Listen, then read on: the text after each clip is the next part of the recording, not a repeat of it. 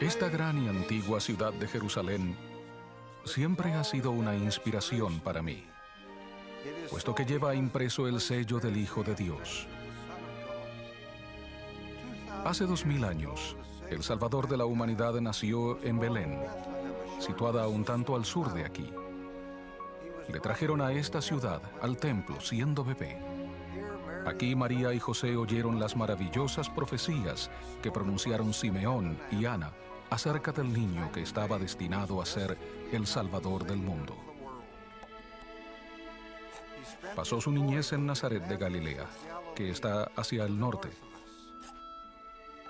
A los 12 años de edad, le trajeron de nuevo aquí, a Jerusalén, donde le halló su madre conversando con los doctores de la ley en el templo, los que estaban oyéndole y preguntándole.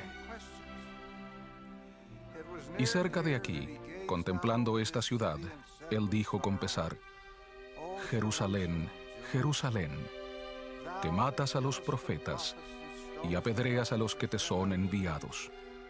¿Cuántas veces quise juntar a tus hijos y no quisiste? Jerusalén fue el escenario de los últimos días de la vida terrenal del Hijo de Dios.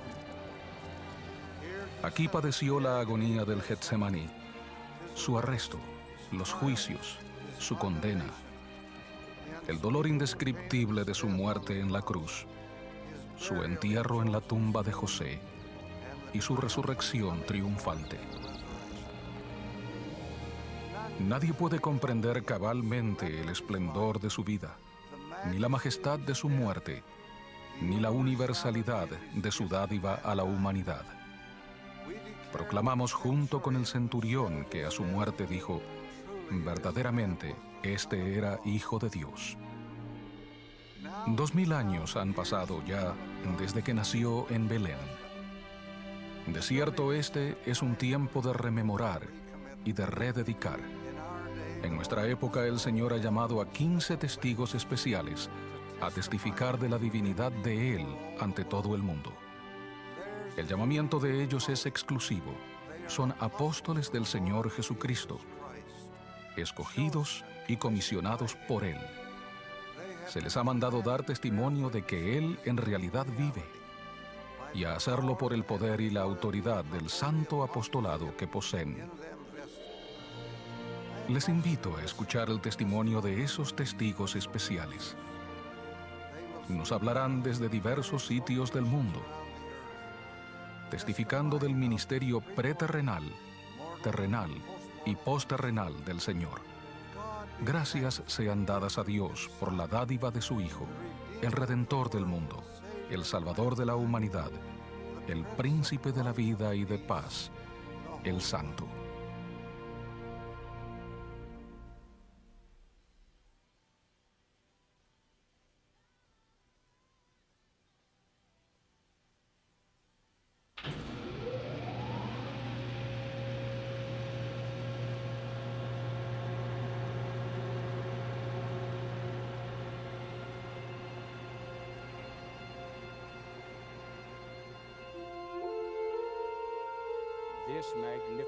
Este magnífico telescopio de gran alcance se ha situado a propósito por encima de la niebla tóxica para escudriñar con su potencia las galaxias.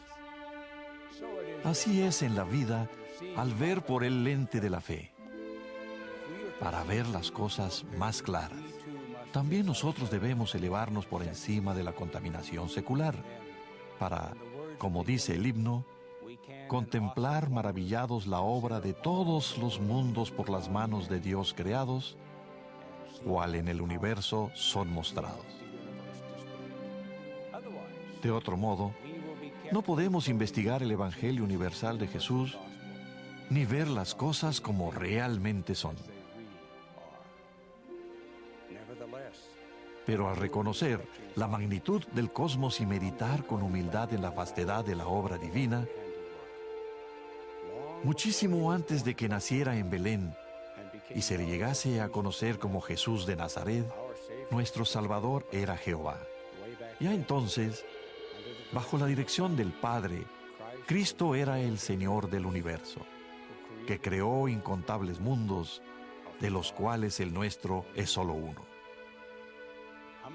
¿Cuántos planetas con habitantes hay en el universo? No sabemos. Pero no estamos solos en el universo. Dios no es el Dios de un solo planeta. Testifico que Jesús es en verdad el Señor del universo, que por Cristo, por medio de Él y de Él, los mundos son y fueron creados, y sus habitantes son engendrados hijos e hijas para Dios.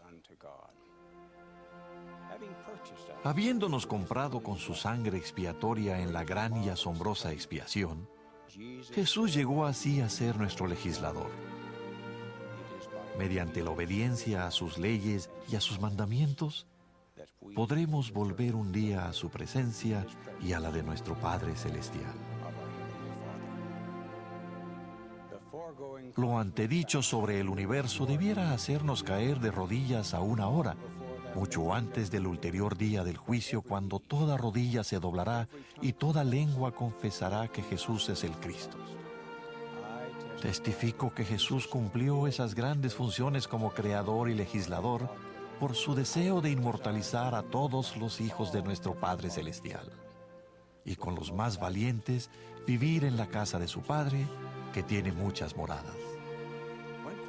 Cuando Cristo vuelva, no regresará a la humildad del pesebre, sino que será reconocido como el Redentor y el Señor del universo. Entonces, en una gran manifestación del cielo, las estrellas caerán de sus lugares como testimonio de ello, de forma mucho más espectacular que a su nacimiento, cuando los astros brillando le prestaban su luz. No obstante, en la inmensidad de sus creaciones, el Señor del universo, que ve hasta cuando un pajarillo cae en tierra, es nuestro Salvador personal, de lo cual doy testimonio apostólico en el santo nombre de Jesucristo. Amén.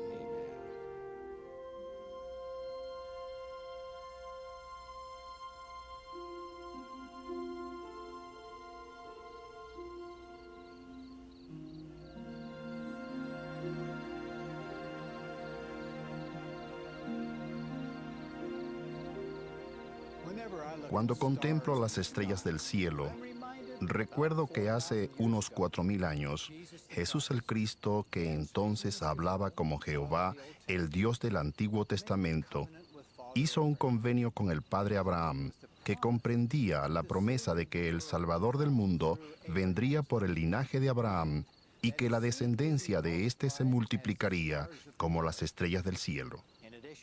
Además, se dijo a Abraham que en su simiente serían benditas todas las naciones de la tierra. Ese convenio iba a ser sempiterno, hasta 1000 generaciones.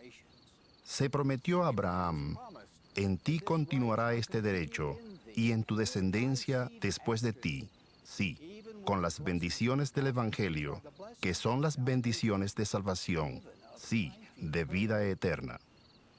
En las Escrituras aprendemos que ese convenio se ha de cumplir en los postreros días.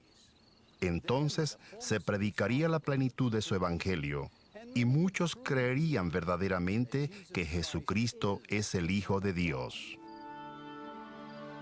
En 1836 se entregaron las llaves del Evangelio de Abraham. En 1843, el Señor dijo al profeta José Smith que Abraham recibió promesas en cuanto a su posteridad y a la del fruto de sus lomos, de cuyos lomos eres tú. Esta promesa es para ti también, pues eres de Abraham. Hermanos y hermanas, ustedes también pueden recibir las bendiciones divinas prometidas al linaje fiel de Abraham. El Señor ha indicado que las bendiciones y responsabilidades de su sacerdocio son de ustedes debido a su fe, obras y linaje, el linaje que se les ha declarado en su bendición patriarcal. Sois herederos legítimos, ha dicho él. Vuestra vida y el sacerdocio han permanecido, y es necesario que permanezcan por medio de vosotros y de vuestro linaje. Las bendiciones supremas del convenio de Abraham se confieren en los santos templos. Esas bendiciones nos permiten levantarnos en la primera resurrección y heredar tronos, reinos, potestades, principados y dominios para nuestra exaltación y gloria en todas las cosas. El cumplimiento del antiguo convenio de Abraham es factible solo debido al Señor Jesucristo. Es Él quien nos ha posibilitado morar con Dios, con Él y con nuestras familias eternamente. Esta es su obra y su gloria. Yo le amo, testifico de Él y expreso mi sempiterna gratitud por Él, ahora y para siempre jamás.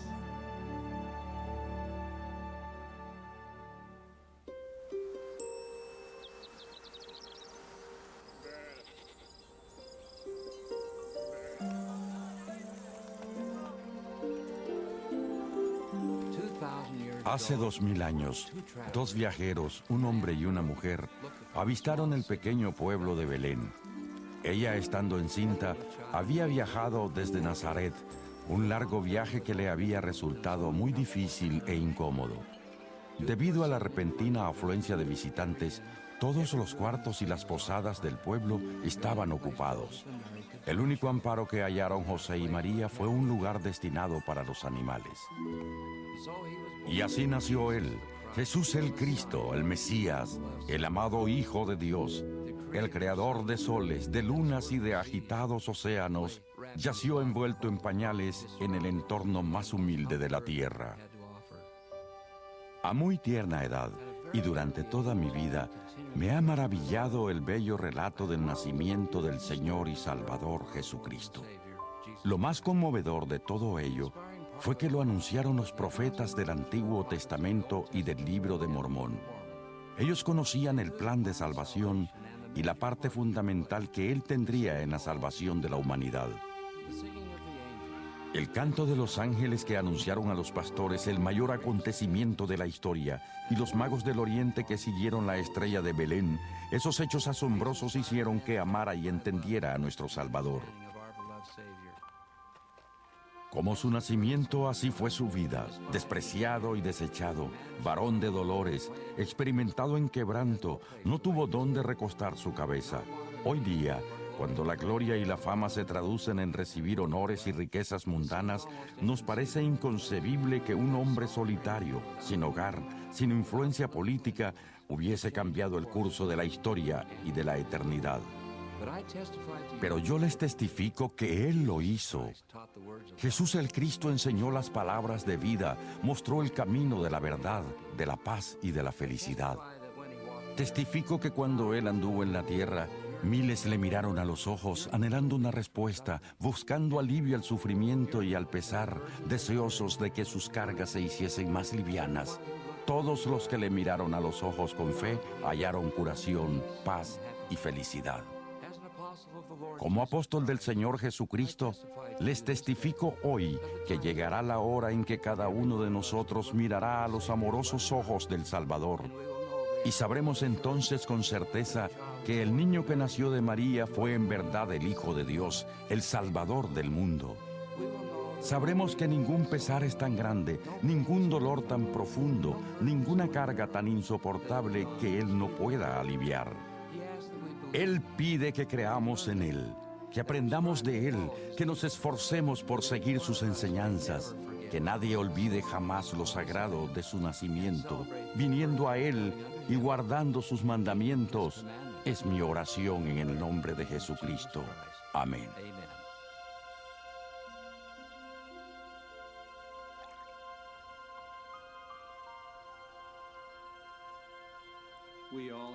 Todos tenemos un vívido recuerdo de nuestro bautismo y de la recepción del Espíritu Santo. Al aumentar nuestro entendimiento del significado cabal de la vida de Jesucristo, de lo que Él ha hecho por bendecir a toda alma, esa ordenanza adquiere mayor importancia. Sí, vivimos en la presencia de nuestro Padre eterno y de su Hijo amado, nuestro Salvador. Todos los mortales que han venido y vendrán a la tierra escogieron ese privilegio tras comprender plenamente el plan de felicidad que guiaría nuestra vida aquí. solo los que hacen y guardan el convenio del bautismo, que obedecen con diligencia sus mandamientos y reciben todas las otras ordenanzas necesarias, tendrán una plenitud de gozo en la tierra y vivirán eternamente en el reino celestial. A los que de veras se arrepienten, el bautismo les brinda la remisión de pecados gracias a la expiación de Jesucristo. El Salvador dijo: el que no naciere de agua y del Espíritu no puede entrar en el reino de Dios. Ese es un requisito indispensable para toda alma que desee recibir la plenitud de las bendiciones que se nos ofrecen. Por eso realizamos en los santos templos la ordenanza del bautismo vicario por nuestros parientes fallecidos.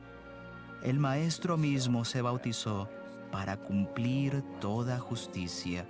Él es nuestro ejemplo perfecto en todas las cosas. Testifico que nuestro Señor y Salvador Jesucristo es un ser resucitado que posee amor y compasión perfectos. Testifico que Él dio su vida para que pudiésemos morar eternamente con Él y con nuestro Padre Celestial, y con nuestros seres queridos que se hagan merecedores de ello, mediante la obediencia a los mandamientos y el recibimiento de todas las ordenanzas de la salvación. Testifico solemnemente que sé que el Salvador vive.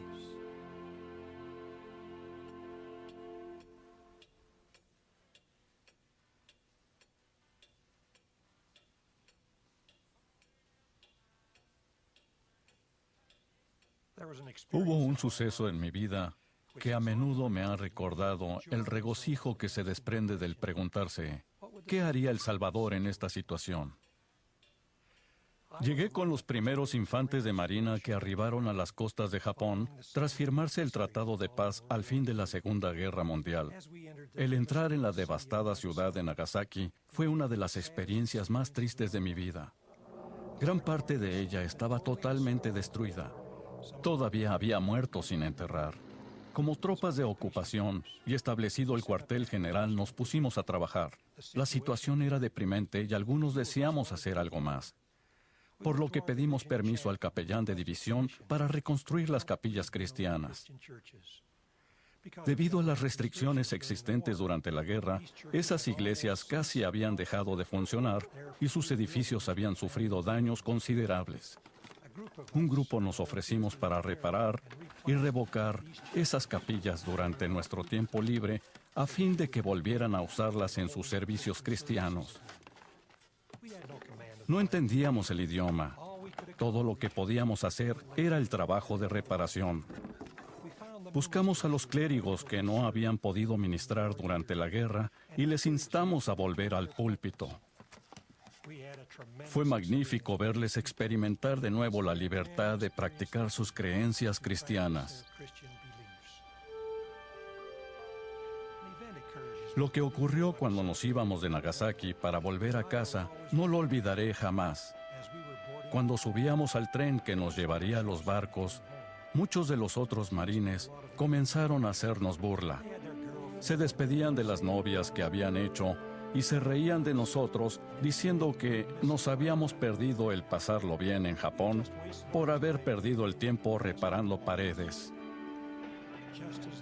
Mientras se mofaban de nosotros, aparecieron por detrás de una pequeña subida que había cerca de la estación unos 200 cristianos de las iglesias que habíamos reconstruido y cantaban «Con valor marchemos».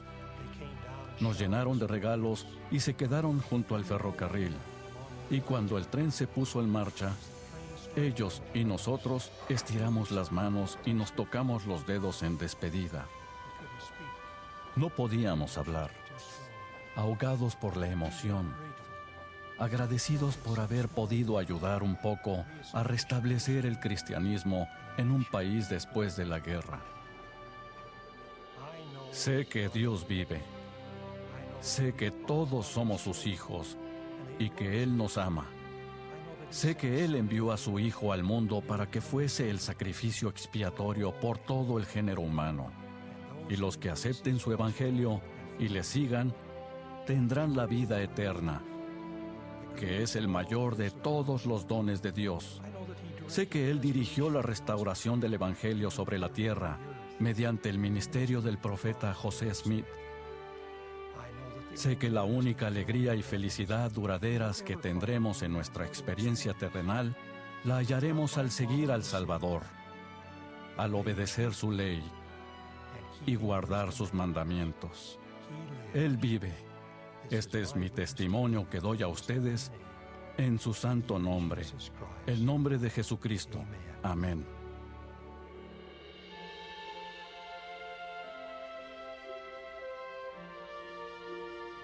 En la fachada oriental de este edificio están las palabras «La Casa del Señor».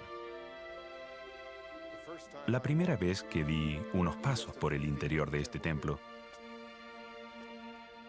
tuve la sensación de que había estado aquí antes.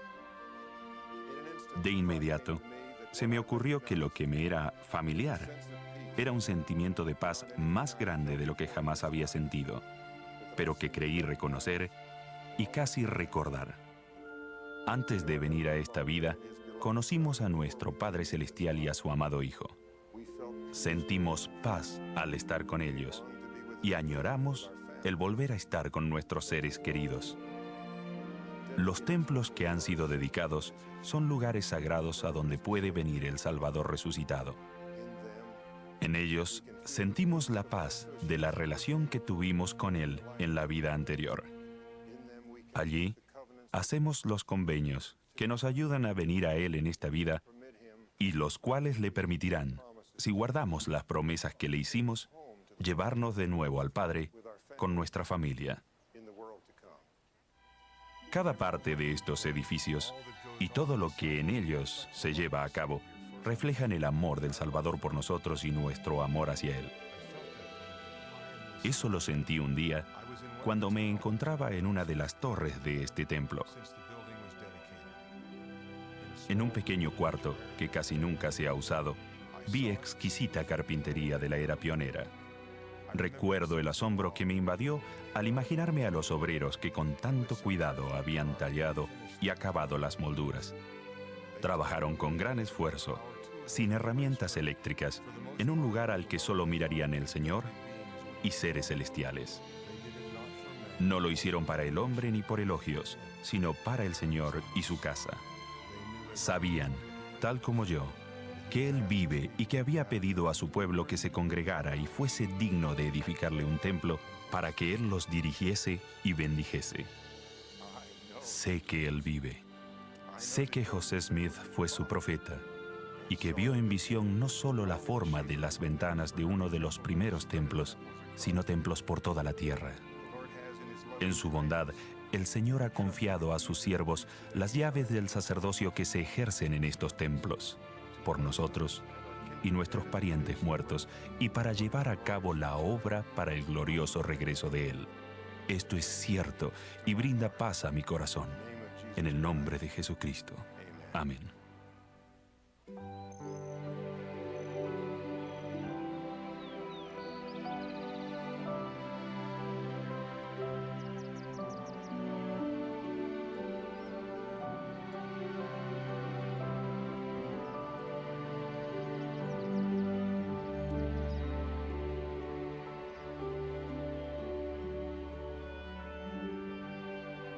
Siento gran amor por las Escrituras.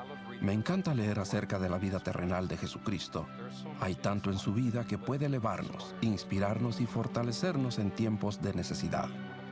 Para mí, uno de los capítulos más sagrados de las Escrituras es el 17 de Juan. El capítulo entero es una oración intercesora que Jesucristo le hizo a su Padre. En pocas palabras, Él dice: si el mundo tan solo te conociera como yo te conozco. Él le dice a su Padre que ha hecho todo lo que se le ha pedido hacer. A veces olvidamos cuán increíblemente obediente fue el Salvador. Todo lo que hizo, lo que dijo, fue porque era obediente a su Padre. El buscar a los pobres y cuidarlos el llamar a sus discípulos. Sus enseñanzas, tanto en la tierra de Palestina como en las Américas, todas esas cosas las hizo porque su Padre le había mandado hacerlas. El Señor no tenía motivos personales. Él dijo: nada hago por mí mismo, sino que según me enseñó el Padre. ¡Qué ejemplo perfecto de obediencia! Es necesario conocer al Salvador para tomar decisiones en la vida. Su sencilla admonición, ven, sígueme, podría transformar la existencia humana si solo se lo permitiéramos. Él tiene el poder de hacer que nuestras cargas sean ligeras si nos volvemos a Él. Como apóstol del Señor Jesucristo, tengo la oportunidad de dar testimonio como sagrado testigo del Salvador. Mi mayor deseo es que mi testimonio penetre el corazón de aquellos que lo escuchen. Yo sé que Jesucristo vive. Sé que Él guía y dirige su iglesia por revelación por medio de su profeta en este preciso día. Si tenemos fe en nuestro Salvador, Él nos ayudará en las pruebas y tribulaciones y podremos perdurar hasta el fin y volver a su presencia después de esta probación terrenal. Él vive y nos conoce y nos ama a todos. Él desea bendecirnos si venimos a Él. De todo ello expreso mi humilde testimonio en el nombre de Jesucristo. Amén.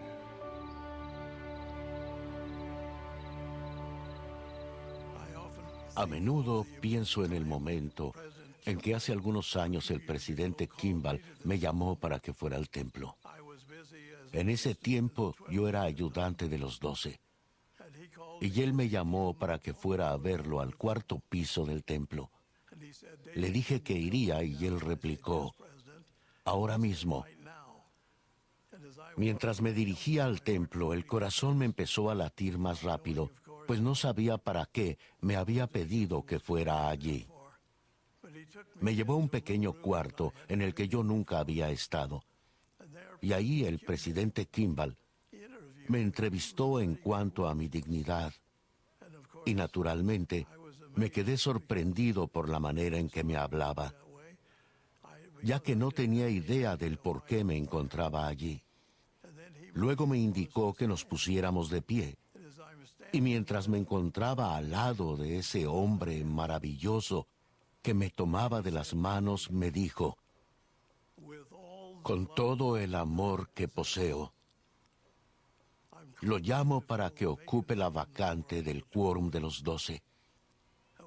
Cuando dijo eso, pensé que me iba a desmayar del susto. Me quedé perplejo. Después de ese llamamiento, pasé noches en vela, meditaba en lo ocurrido y le daba vueltas al asunto en mi mente.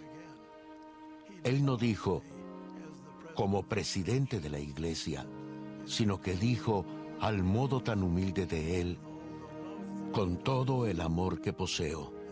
Y me di cuenta de que lo que me estaba enseñando era en cuanto al amor, el amor que el Salvador espera que obtengamos, que demostremos y pongamos de manifiesto, que sintamos en nuestros corazones y nuestras almas a fin de enseñar el Evangelio debidamente.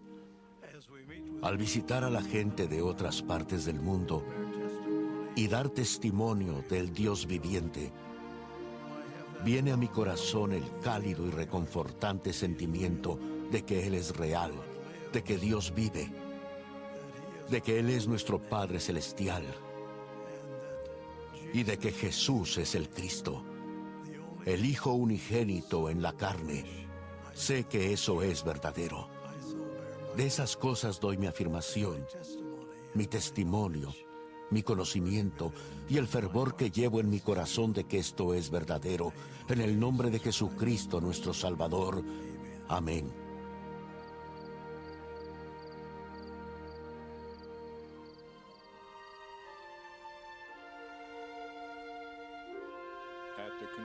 Al concluir su ministerio, Jesús introdujo el sacramento de la Santa Cena del Señor. Partió pan, lo bendijo y lo dio a sus discípulos, diciendo: tomad, comed, esto es mi cuerpo. Haced esto en memoria de mí. Él tomó la copa, Dio gracias y les dio, diciendo: Esto es mi sangre del nuevo pacto, que por muchos es derramada para remisión de los pecados.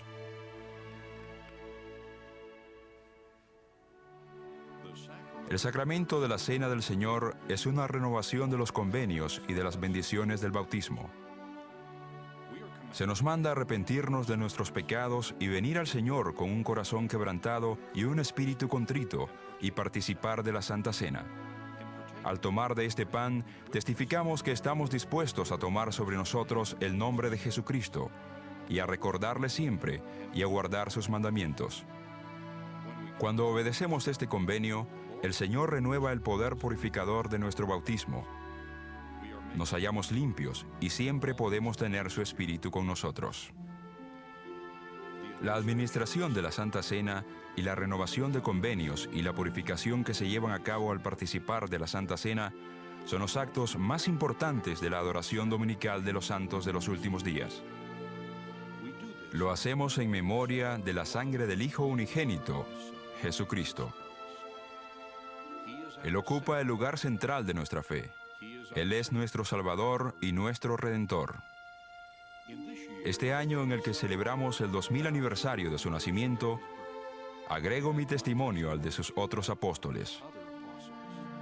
Testifico que Él vive y que nos ama. Testifico que Él, como la luz y la vida del mundo, ha proporcionado la vía para que regresemos a nuestro hogar celestial, a disfrutar de la compañía y de las más grandes bendiciones de Dios, nuestro Padre eterno. Sí, la vida eterna, el mayor de todos los dones de Dios. En el nombre de Jesucristo. Amén.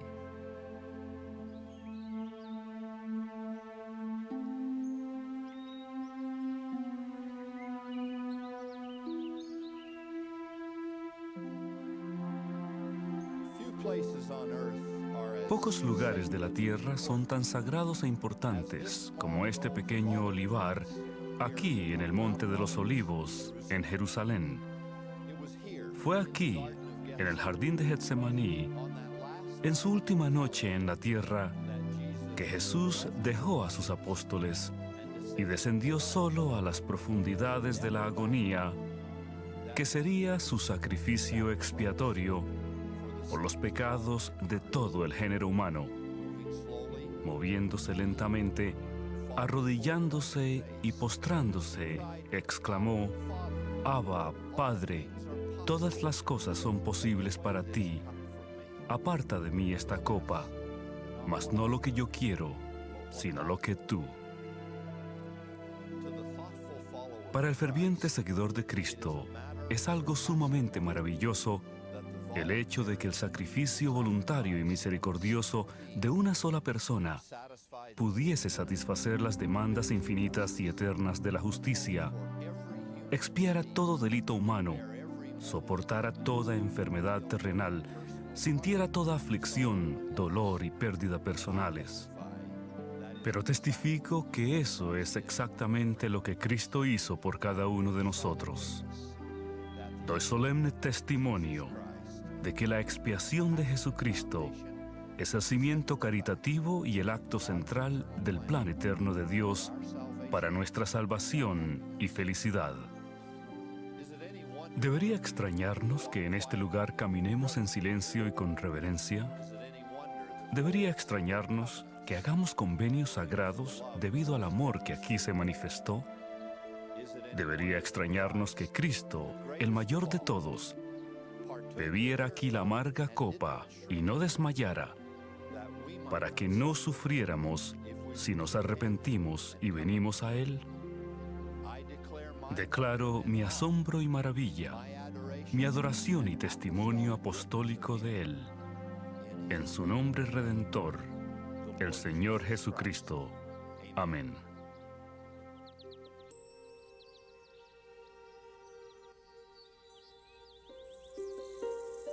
Justo en las afueras de Jerusalén, en este lugar, o cerca de aquí, se encontraba la tumba de José de Arimatea, donde se dio sepultura al cuerpo del Señor.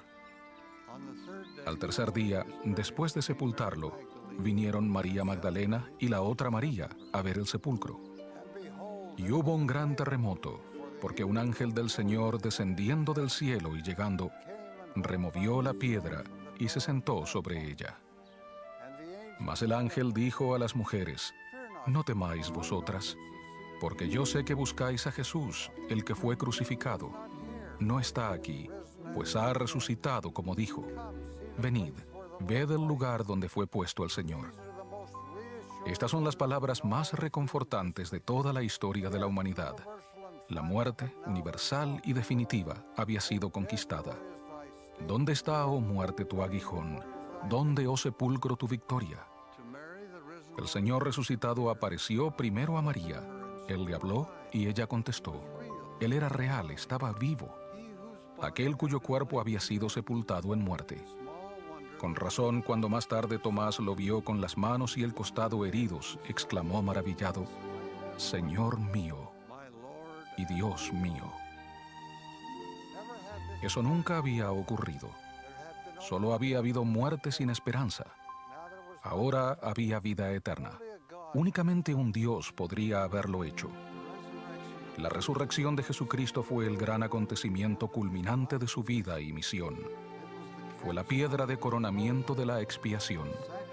El sacrificio de su vida por todo el género humano no estaba completo sin que Él saliera de la tumba con la certeza de la resurrección para todos los que vivieran en la tierra. De todas las victorias de la crónica de la humanidad, ninguna es tan grandiosa, ninguna tan universal en sus efectos, ninguna tan eterna en sus consecuencias, como la victoria del Señor crucificado, que salió de la tumba aquella primera mañana de Pascua. Los que presenciaron ese acontecimiento, los que vieron, oyeron y hablaron con el Señor resucitado, testificaron de la realidad de este, el más grande de todos los milagros. Los seguidores de Cristo, a través de los siglos, han vivido y muerto proclamando la veracidad de este acto divino. A todos estos agregamos nuestro testimonio de que aquel que murió en la cruz del Calvario se levantó de nuevo en maravilloso esplendor como el Hijo de Dios, el Maestro de la vida y de la muerte.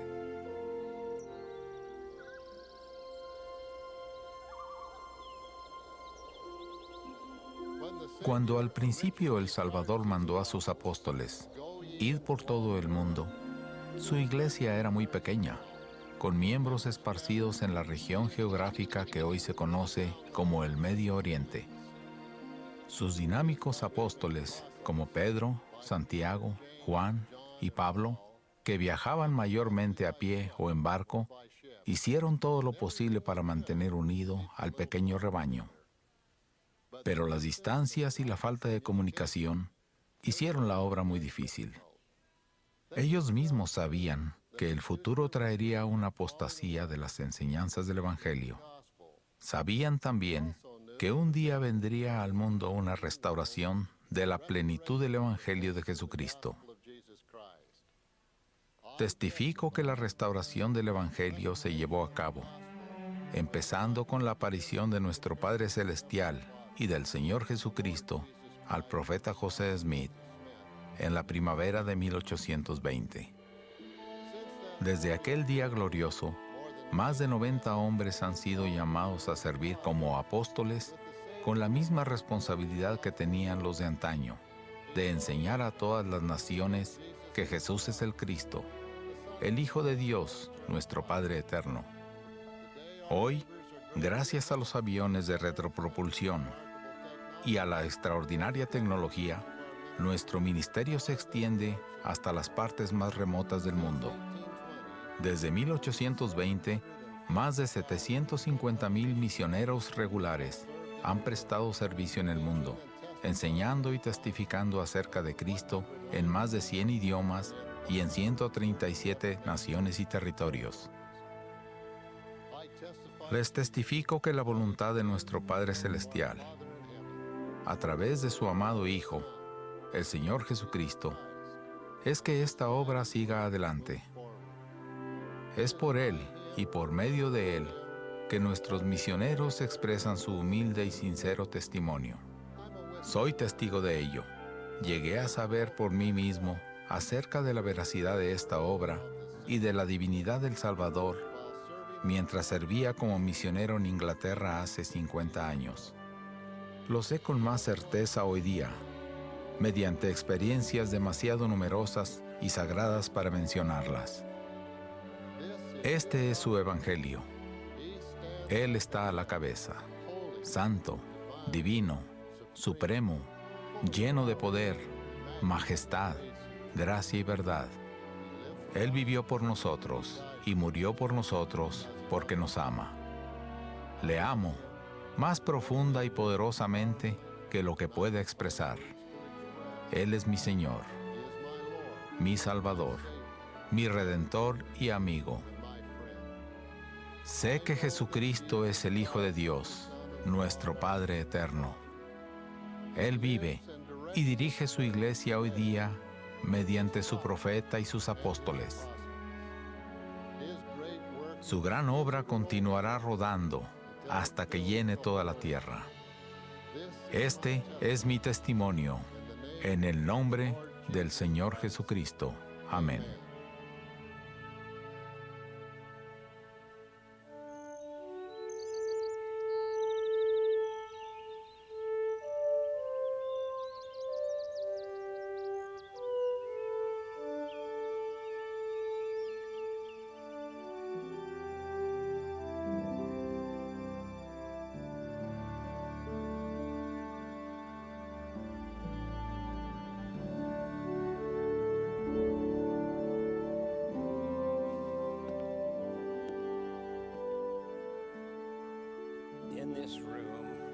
En esta sala, el 3 de abril de 1836, se cumplió una profecía que se había dado hace más de 2000 años.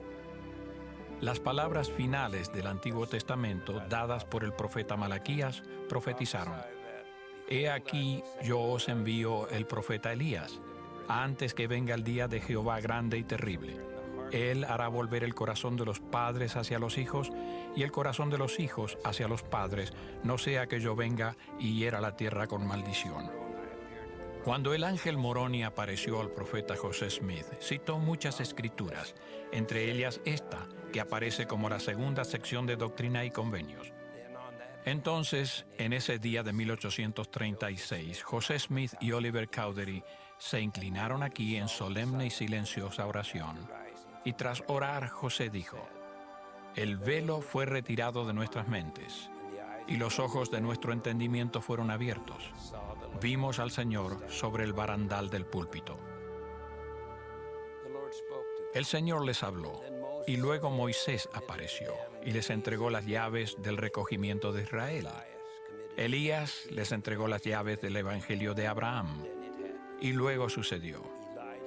Elías el profeta volvió y dijo lo mismo, de hacer volver el corazón de los padres a los hijos y el de los hijos a los padres. Y dijo: «Por esto sabréis que el día grande y terrible del Señor está cerca». Ahora bien, en nuestra época, la obra maravillosa sigue adelante, la de historia familiar y del templo, uniendo a las familias por la eternidad. En un mundo que se degrada a sí mismo con la desintegración de la familia, esta obra sigue adelante y es divina, diseñada por el Señor y presentada por Él mismo al venir a este lugar y presentar a Elías el profeta, quien entregó las llaves de esta obra.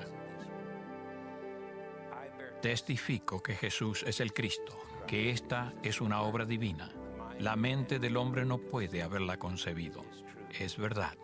Jesús es el Cristo. Él vive. Él dirige esta iglesia. De esto doy testimonio solemne en el nombre de Jesucristo. Amén.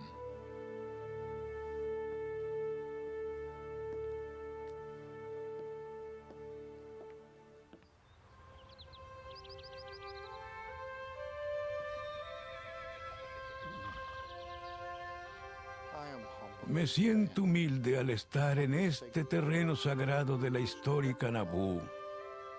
Esta ciudad también se conocía como la ciudad de José, Así se le llamaba en honor a José Smith, su fundador. Él fue el que vio en visión a Dios, el Padre, y a su Hijo Jesucristo en la arboleda sagrada en Palmyra, Nueva York. Su vida es un testamento de que Él se comunicó con el Cristo para traer a la tierra más verdad espiritual, llaves y autoridad que cualquier otro profeta. Aquí ocurrió mucho de la importante historia de los primeros días de nuestra iglesia. Aquí se erigió un templo magnífico. Fue el segundo edificado en esta dispensación. El templo de Nabú se construyó para que los miembros de la iglesia recibieran las bendiciones más elevadas que Dios tiene para su pueblo.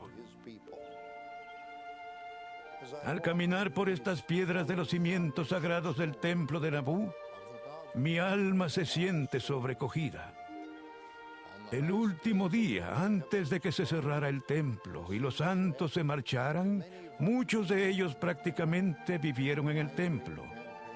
Mis bisabuelos John y Jane Akerly se hallaban entre los últimos que recibieron las bendiciones del templo en este magnífico edificio el 3 de febrero de 1846.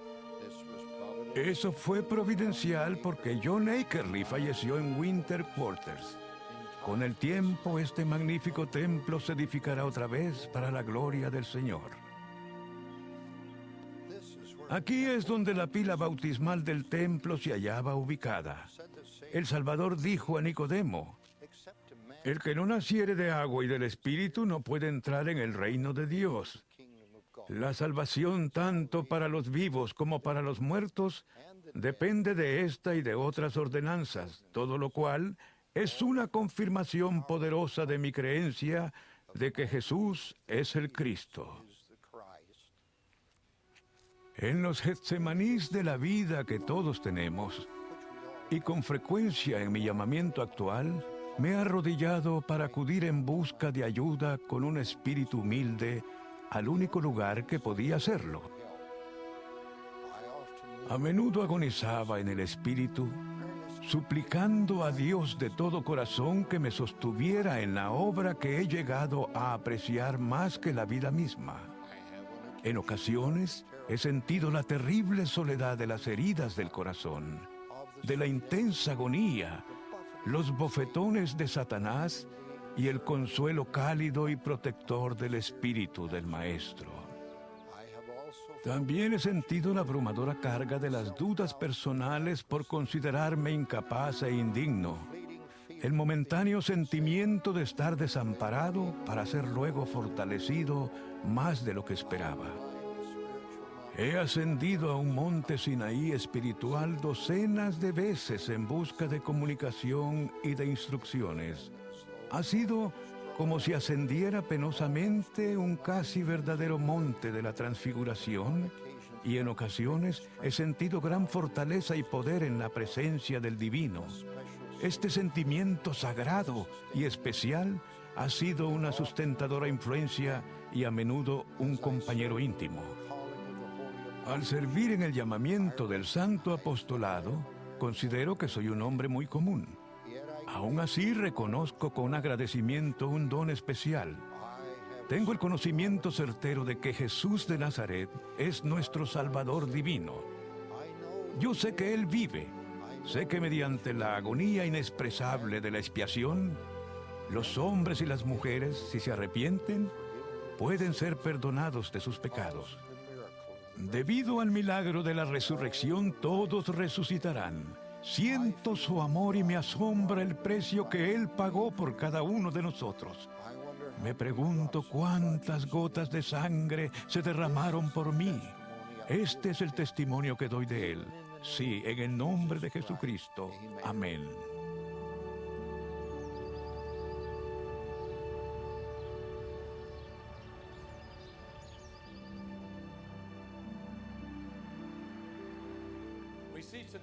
Presenciamos hoy el hermoso y restaurado edificio Grandin, situado en Palmyra, Nueva York. La restauración del edificio Grandin ha cumplido su objetivo: mantener la integridad histórica del edificio y permitir que el visitante se vea envuelto en la historia de la época. Aquí es donde se publicó la primera edición del Libro de Mormón, con un total de 5,000 ejemplares, un número inusualmente elevado para los negocios de imprenta rurales. El señor Grandin había adquirido una imprenta en Nueva York. La imprenta presentaba una nueva tecnología, mejor que las otras de la época, y ofrecía al profeta José Smith la posibilidad de imprimir el Libro de Mormón en un sitio cercano a su hogar. Demos vuelta a las páginas de la historia para apreciar más plenamente una de las más grandes maravillas de la civilización, a saber, el advenimiento de los caracteres de imprenta móviles.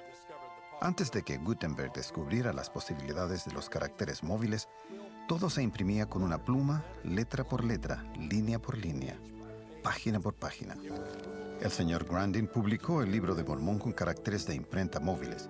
Fue arreglado laboriosamente por las manos del talentoso tipógrafo que aprendió de memoria y por experiencia cada tipo de carácter, estilo y tamaño disponible. Luego que se formaba la página, se colocaba la tinta y se imprimía, y así quedaba lista para la encuadernación. El Señor sacó a luz el Libro de Mormón en un periodo en que los métodos de impresión realzarían su distribución en todo lugar. Hoy las imprentas modernas permiten a la Iglesia publicar y distribuir muchos millones de ejemplares del Libro de Mormón al año. Permítanme compartir con ustedes una experiencia que tuve hace muchos años en el sur de los Estados Unidos, cuando después de una conferencia de estaca, una mujer se me acercó y me preguntó: ¿conoce al elder Delbert Stapley? Le respondí que éramos apóstoles del Señor y que servíamos juntos en la obra del Maestro. Entonces ella me dio un ejemplar del Libro de Mormón que contenía una inscripción y la firma de Delbert Stapley. Señaló que el libro había sido dado a su abuela cuando el elder Stapley era un joven misionero y agregó: ¿puede darle este libro al elder Stapley y decirle que cientos de descendientes de mi abuela se han convertido por este ejemplar? Y ellos, a su vez, han transmitido el mensaje del Libro de Mormón a otras personas. Le di ese ejemplar firmado del Libro de Mormón al elder Stapley. Él escuchó atentamente cuando le explicaba dónde y cómo se me había dado. Examinó su firma en silencio y dijo: este es uno de los días más felices de mi vida. Mi testimonio personal es que el Libro de Mormón cambia la vida humana. Es, por cierto, otro testamento de Jesucristo.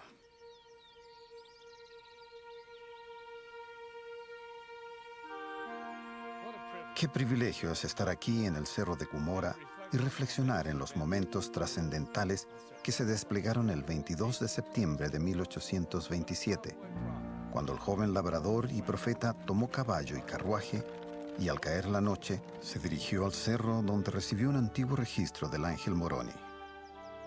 En un tiempo sorprendentemente breve, este joven sin instrucción tradujo un registro detallando 1000 años de historia y luego preparó el Libro de Mormón para la distribución pública. Lo que logró José Smith se cristalizó con un esfuerzo monumental a pesar del espíritu malvado de la crítica.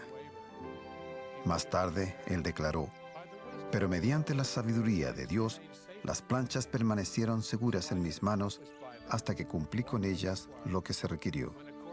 Cuando el mensajero, de conformidad con el acuerdo, llegó por ellas, se las entregué. Este hermoso lugar del Jardín de Dios atrae en forma literal a millones de visitantes, la mayoría de los cuales vienen a presenciar el espectáculo al aire libre del Cerro de Cumorah. El visitante suele venir con una actitud de curiosidad y parte con el alma conmovida por el Espíritu del Señor. El Libro de Mormón es un nuevo testigo de Jesucristo. Su mensaje se ha esparcido por toda la tierra y lleva a sus lectores al conocimiento de la verdad. Contesta la aguda y universal pregunta mejor formulada por Job de antaño: si el hombre muriere, ¿volverá a vivir? Hace muchos años acudí a un llamado que se me hizo a la cabecera de la cama de Robert Williams, un padre joven que yacía moribundo. Su esposa y sus 2 hijos se mantenían a su lado y aunque tratábamos de tener valor, había lágrimas en nuestros ojos. Robert me preguntó, ¿a dónde irá mi espíritu cuando yo muera? Yo ofrecí una oración en silencio y luego noté que en su mesa de luz había una combinación triple. Tomé el libro y di vuelta unas páginas. De pronto descubrí que, sin esfuerzo de mi parte, me había detenido en el capítulo 40 de Alma en el libro de Mormón, y le leí a Robert estas palabras. He aquí, un ángel me ha hecho saber que los espíritus de todos los hombres, en cuanto se separan de este cuerpo mortal, sí, los espíritus de todos los hombres, sean buenos o malos, son llevados de regreso a ese Dios que les dio la vida. Y los espíritus de los que son justos serán recibidos en un estado de felicidad que se llama paraíso, un estado de descanso, un estado de paz, donde descansarán de todas sus aflicciones y de todo cuidado y pena. Al continuar leyendo sobre la resurrección, se irradió su rostro. Una sonrisa adornó sus labios y su cuerpo cansado y enfermo durmió. Entonces me despedí de su esposa e hijos.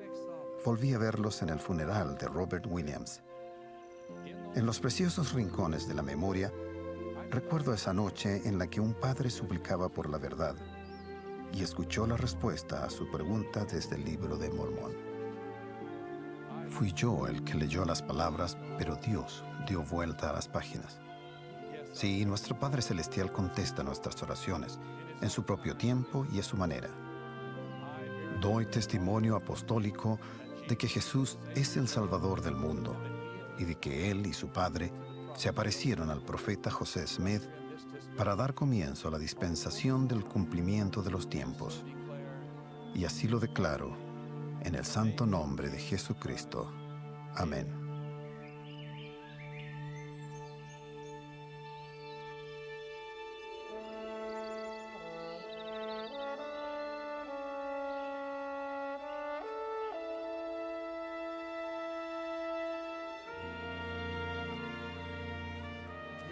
Esta es la arboleda sagrada.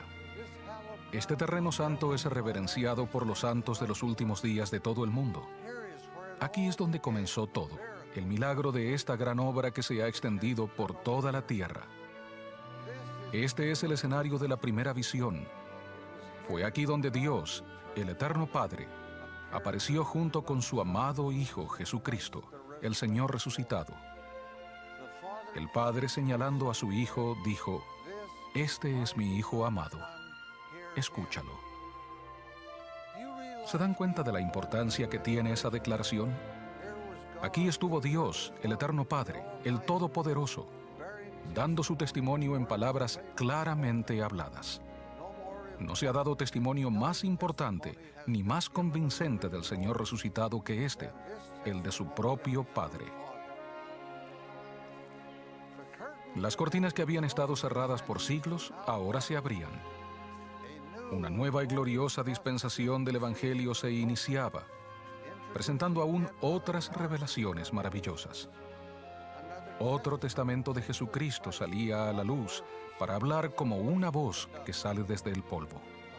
El santo sacerdocio, originalmente otorgado por el Maestro a sus apóstoles vivientes, se restauró sobre hombres vivientes por esos mismos apóstoles ahora resucitados. Siguió una verdadera nube de testigos, con llaves y poderes necesarios para completar la restauración de la iglesia establecida por Jesús, cuando Él caminó sobre la tierra, conocida ahora como la Iglesia de Jesucristo, de los santos de los últimos días. Aquí, en este mismo lugar, la larga noche de la apostasía se transformó en el glorioso amanecer de una nueva época. Se vio y se escuchó a Dios mismo. Aquí donde nos encontramos, en medio de la tranquilidad de estos árboles, en este, el más sagrado de los lugares, se reveló otra vez la naturaleza de la deidad.